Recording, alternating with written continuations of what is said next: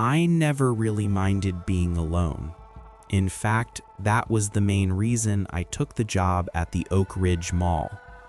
I was 22, trying to save up some money for classes, and the idea of getting paid $15 an hour just to walk around an empty building sounded perfect. No customers, no complaining, just me and a flashlight. The mall was huge. It was one of those old-school 3-story shopping centers that was built in the 80s. Most of the stores were still in business, but the north wing was almost entirely boarded up. It felt like a ghost town even during the day. At night, it was a different story entirely. My shift started at 11 p.m. and ended at 7 a.m. My boss, a guy named Dave, usually met me at the employee entrance to hand over the keys and the radio. Dave was a pretty standard manager. He was in his 50s, always looked tired, and didn't talk much. He stayed in the security office in the basement for the first hour of my shift to finish paperwork, and then he would usually head out. On this specific night, the mall felt colder than usual. I remember walking through the main atrium and noticing that the air felt heavy, like the air conditioning was working too hard. I could feel the cold air on the back of my neck as I walked past the darkened storefronts. It was completely silent. In a place that big, you expect to hear something, but there was nothing. No humming from the refrigerators in the food court, no sound of the escalators, just my boots hitting the tile. I did my first lap around the second floor. I checked the locks on the jewelry store and the department stores. Everything seemed fine. I was headed toward the food court when the intercom system clicked on. It made a loud, static noise that echoed through the entire hallway. It made me jump. Marcus, are you there? I reached for my radio. It was Dave. He sounded like he was in a hurry. I pressed the button to respond. Yeah, Dave, I'm on the second floor. What's up? The radio is acting up. I can't hear you clearly. Just listen to the overhead speakers. I need you to do me a favor. I looked up at the ceiling. The speakers were old, and his voice sounded a bit grainy, but I could hear him well enough. I put my radio back on my belt. Okay, Dave, what do you need? I said out loud, even though I knew he probably couldn't hear me through the intercom. Go to the Foot Locker on the first floor. The alarm system is showing an open sensor on the back storage door. Check it out and let me know if it's locked. I thought it was a bit weird that he was using the mall-wide intercom instead of just calling my phone, but I didn't question it. Maybe the signal in the basement office was bad tonight. I walked to the nearest escalator and headed down to the first floor. The Foot Locker was near the center of the mall. I pulled on the gate, but it was locked tight. I used my master key to slide the gate open just enough to crawl under. Inside, the store smelled like new rubber and cardboard. It was a very strong, suffocating smell. I walked to the back, through the rows of empty shelves, and found the storage door. It was closed. I pulled on the handle. It was locked. It's locked, Dave, I shouted toward the ceiling. Good. Now, I need you to go to the old wing, the one by the Sears. There's a leak reported in the maintenance closet near the restrooms. I frowned. The old wing of the mall was the part of the mall that was closed off to the public. The lights were usually kept off over there to save money. I didn't like going back there. It was dusty, and the floor was always sticky for some reason, but it was my job. I crawled back out from under the footlocker gate and started the long walk to the north wing. As I walked, the temperature seemed to drop even more. I could see my breath in the beam of my flashlight. The air back here smelled like wet concrete and old wood. It was an unpleasant smell. I reached the maintenance closet and opened the door. I shone my light inside. The floor was bone dry. There was no leak. "Dave, there's no water here," I said. "Everything is dry." There was a long pause. The intercom hissed with static for about 10 seconds before Dave's voice came back on. Look closer, Marcus. Go into the back of the closet, behind the utility sink. I hesitated. The back of the closet was tiny and filled with old mops and buckets. I stepped inside. The smell of the mop water was disgusting. It smelled like it had been sitting there for years. I moved a few buckets aside and looked behind the sink. Nothing, not even a damp spot. I started to feel a little bit frustrated. I stepped out of the closet and looked up at the speaker in the hallway. "Dave, I'm telling you, there is no leak. I think your sensors are wrong." My mistake. I see it now. It's further down. Go to the basement level. The sub-basement. Access tunnel 4. Now I was really confused. The sub-basement was where the massive boilers and electrical panels were kept. We were strictly told not to go down there unless there was an emergency because of the asbestos and the lack of ventilation. "Dave, are you sure?" I asked. "You know we aren't supposed to go down to the sub-level alone." It's an emergency, Marcus. I can see smoke on the monitor. Just go down and check the door. I'll meet you there in 5 minutes. If there was smoke, I had to go. I didn't want the mall to burn down on my watch. I turned around and started heading for the service elevator. The walk felt longer than usual. Every time I passed a mannequin in a store window, I felt like its eyes were following me. I knew it was just my imagination, but the silence of the mall was starting to get to me. I reached the service elevator and pressed the button for the sub-basement. The elevator was old and made a loud grinding noise as it descended. When the doors opened, the air was hot and thick. It was a complete contrast to the freezing cold of the upper floors.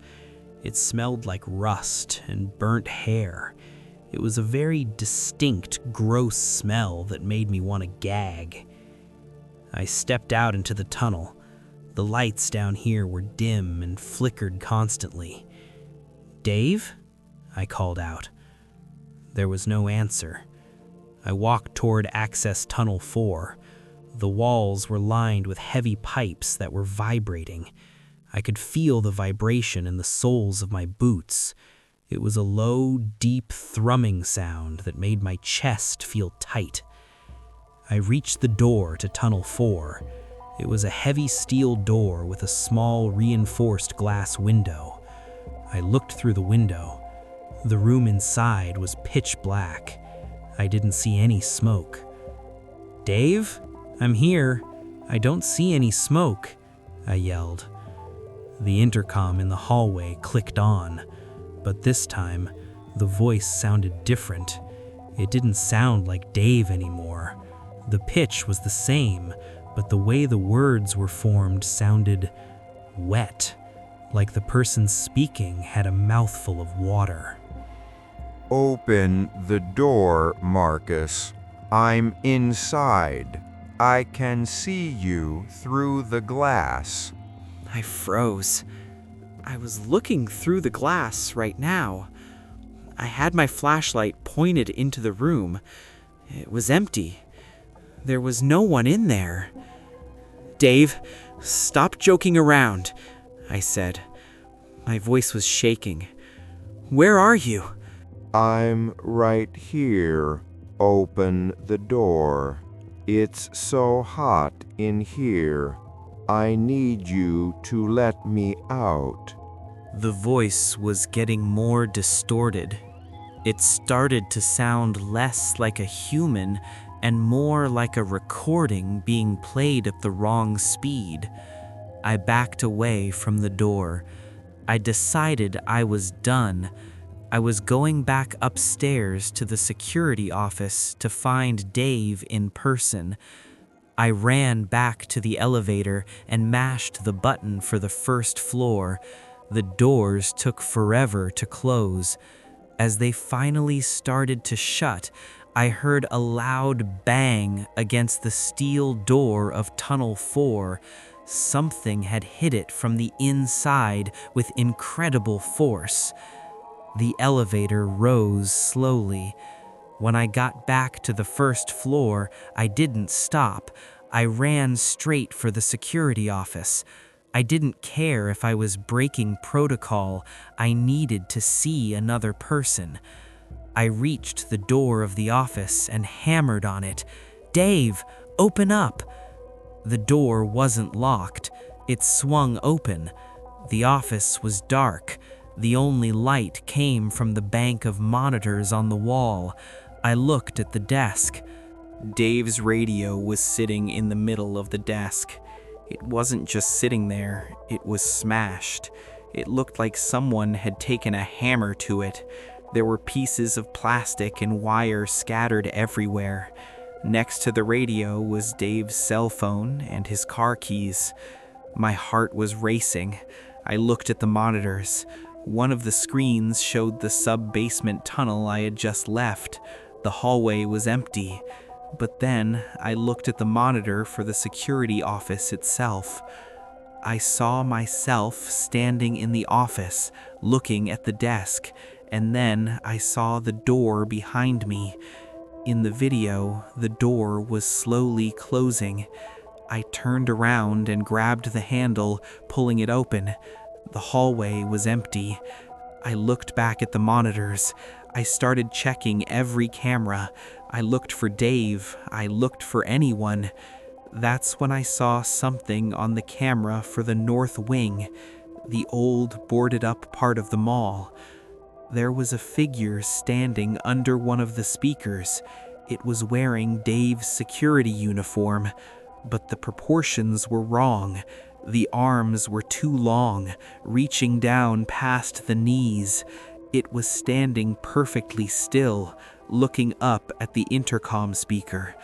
Then the intercom in the office clicked on. Marcus, why did you leave the basement? The voice was extremely wet now. I could hear a slurping sound between every word. It sounded like something was sliding around inside the speaker. "Who is this?" I screamed. "Where is Dave?" Dave is with me. We are both in the speakers now. It's much cooler in here. I looked at the monitor again. The figure in the north wing started to move. It didn't walk like a person. It moved in a jerky, twitching motion, its long arms swinging wildly. It started moving toward the security office.